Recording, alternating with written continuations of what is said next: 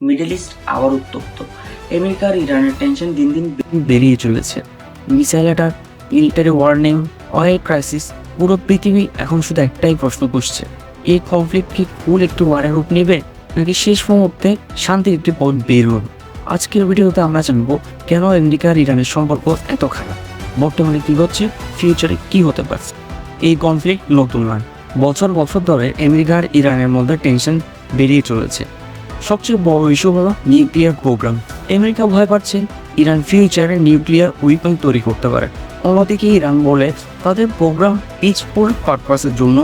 তোমার মিডল ইস্টের টেনশন অনেক বেশি।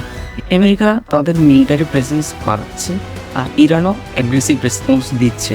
বিশেষ করে স্টেট অফ হরমুজ নিয়ে একটি ডেঞ্জারাস সিচুয়েশন হয়ে উঠেছে, কারণ এই রোড দিয়ে বিশ্বের বিশাল পরিমাণ অয়েল ট্রান্সপোর্ট হয়। যদি কনফ্লিক্ট হয় পুরো বিশ্ব ইকোনমিক্যালি ইম্প্যাক্ট দেয়। অনেকে ভাবছে আমেরিকা হয়তো এখন সরাসরি যুদ্ধ শুরু করবে, কিন্তু রিয়েলিটি অনেক কমপ্লিকেটেড।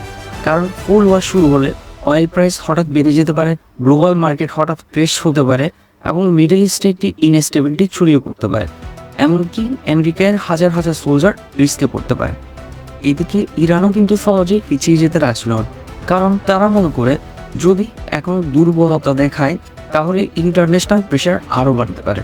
ইরানের মিসাইল পাওয়ার, রিজিওনাল অ্যালায়েন্স এবং স্ট্র্যাটেজিক্যাল লোকেশন তাদের কনফিডেন্স দিন দিন বাড়াচ্ছে।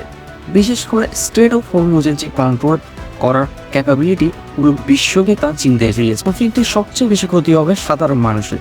যুদ্ধ শুরু হলে ফুড প্রাইস বাড়তে পারে, অয়েল ক্রাইসিস শুরু হতে পারে, রিফিউজিস ক্রাইসিসও শুরু হতে পারে। অনেক মানুষ অলরেডি এনপি ওয়ার প্রোটেস্ট শুরু করেছে, কারণ সবাই জানে একটা বড় যুদ্ধ শুরু হলে মিডল ইস্ট না, এর ইম্প্যাক্ট পুরো বিশ্বে ছড়িয়ে পড়তে পারে। এখন পুরো বিশ্বের নজর আমেরিকা ইরানের পরবর্তী ডিসিশনের দিকে।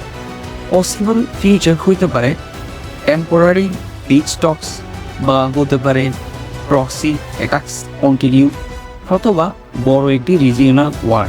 কিন্তু একটা বিষয় ক্লিয়ার, এই কনফ্লিক্ট ফিউচারে ওয়ার্ল্ড পলিটিক্সকে অনেক বড়ভাবে ইম্প্যাক্ট করতে পারে। প্রতি ফিউচারে কী হবে, ওয়ার কি হবে নাকি পিচ আসবে, কমেন্ট করে জানান।